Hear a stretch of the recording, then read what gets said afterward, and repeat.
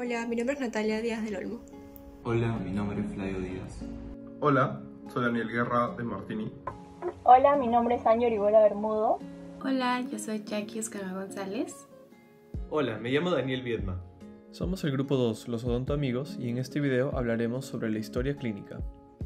Para comenzar, tenemos que definir qué es una historia clínica. Es un registro ordenado, secuencial y permanente de toda la información que se obtiene durante la entrevista a un paciente. Se considera un documento médico legal, ya que toda la información registrada debe ser confidencial y fidedigna.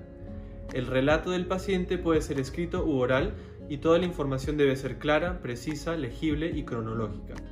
Es importante regirse a la norma técnica de salud para la gestión de la historia clínica número 139 del MINSA, ya que esto nos da un registro ordenado, secuencial y permanente de toda la información que obtengamos durante la entrevista a un paciente. Debemos asegurarnos de llenar todas las partes de una historia clínica, como la anamnesis, que incluye la afiliación, motivo de consulta e historia médica, la exploración intra y extraoral, y los exámenes auxiliares como un registro fotográfico, radiográfico, modelos de estudio, interconsultas y periodontograma. Todos estos puntos los veremos más a fondo en el video. Bueno, la anamnesis, por definición, es el proceso de la exploración clínica que se lleva a cabo, se ejecuta mediante el interrogatorio para identificar personalmente al individuo, conocer sus dolencias actuales, obtener una retrospectiva de él y determinar los elementos familiares, ambientales y personales relevantes al caso del paciente. Consta siempre de varias partes importantes, como por ejemplo la fecha y la hora de atención en la cual la anamnesis se lleva a cabo, al igual que el motivo de consulta que el paciente refiera durante la misma consulta. Adicionalmente deberemos interrogar y preguntar acerca de enfermedades actuales que pueda tener el paciente en ese momento, como también sus antecedentes personales, hábitos que pueda llegar a identificarnos, antecedentes familiares para siempre tener en cuenta o prevenir enfermedades relacionadas al factor genético, por ejemplo. Antecedentes médicos también siempre son muy relevantes y en nuestro caso especial los antecedentes estomatológicos. Todo ello nos servirá como base o pilar para poder llegar más adelante a un diagnóstico y un tratamiento mucho más acertado en lo posible para cada uno de nuestros pacientes en nuestras consultas clínicas. En esta etapa que viene a ser la exploración vamos a tener dos puntos, el examen clínico general y el examen clínico estomatológico. En el examen clínico general vamos a evaluar también el peso, la talla, las funciones vitales.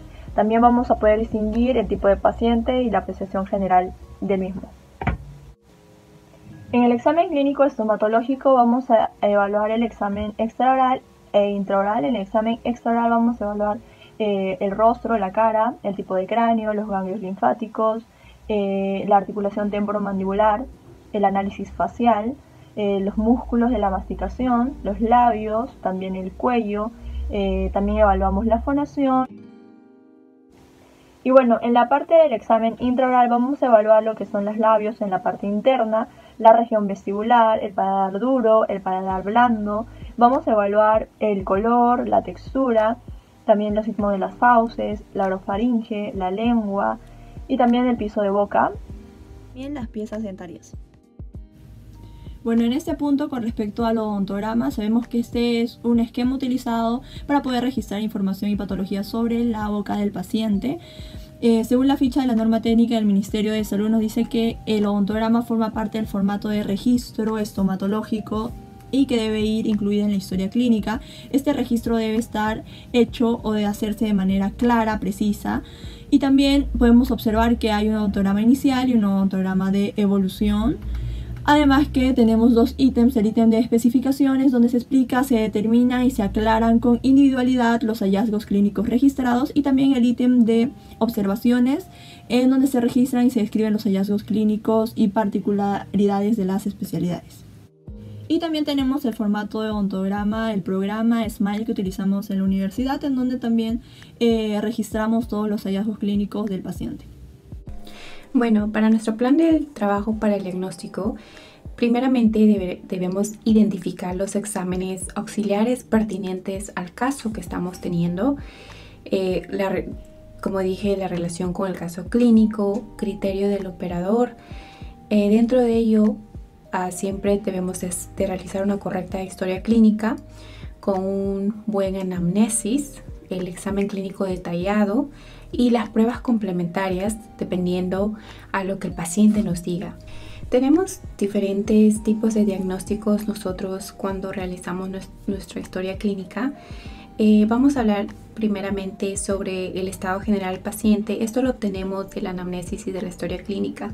Tenemos de las condiciones sistémicas, que viene siendo el diagnóstico de los tejidos blandos, diagnóstico de los tejidos duros, de los tejidos pulpares y periapicales, diagnóstico de la oclusión, ya sea oclusión estática o dinámica. Brevemente voy a explicar sobre estos diagnósticos y cuáles son los exámenes auxiliares que nosotros requerimos para esto.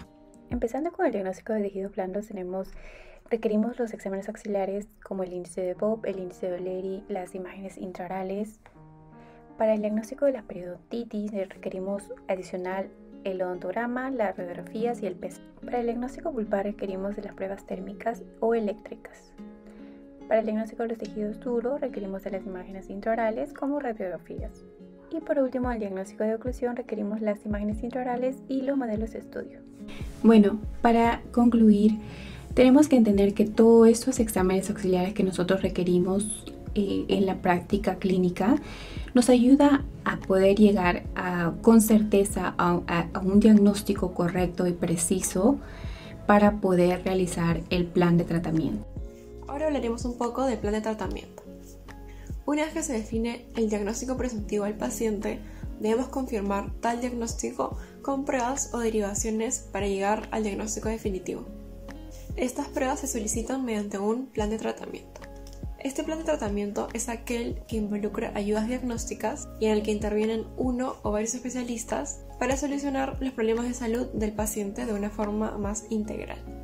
Como lo mencioné hace un momento, el fin del plan de tratamiento es obtener un diagnóstico definitivo. Para conseguirlo se solicita todo lo necesario, y esto puede involucrar fotografías extra e intraorales.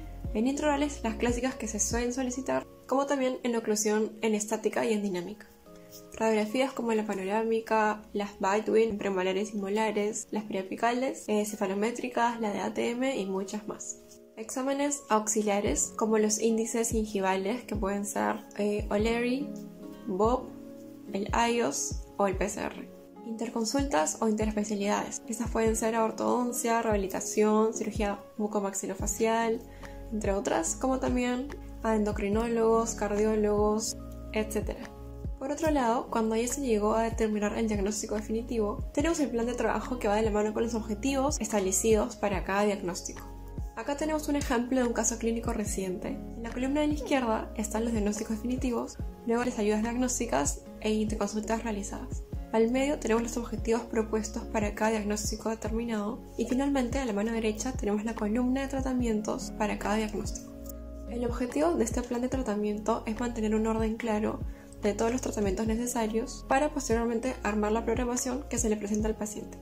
Por supuesto que adicionalmente a ello se le detallan los costos al paciente de cada procedimiento.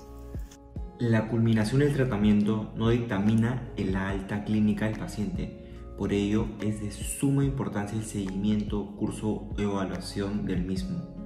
Si se han realizado todos los tratamientos, se deben evaluar los mismos para ver su evolución y considerar si realmente el paciente se encuentra en condiciones para que sea dado de alta, ya que esta hace referencia al término de un episodio atendido en el área de hospitalización, hospital, clínica o centro odontológico, ya sea por curación, fallecimiento, traslado o retiro voluntario.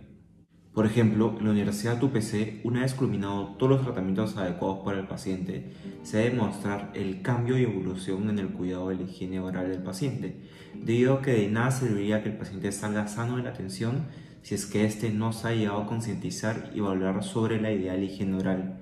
Esta demostración se realiza en este caso a través de mínimo 3 índices de higiene oral simplificados, por ejemplo. La epicrisis es la última parte de la historia clínica y esta hace referencia a la valoración que realiza el médico o cirujano dentista de todo el proceso de enfermedad que tuvo que atravesar un paciente. De este modo se llama epicrisis al resumen que desarrolla el especialista cuando le da de alta a un paciente o individuo, y todos estos datos se añaden a su historia clínica.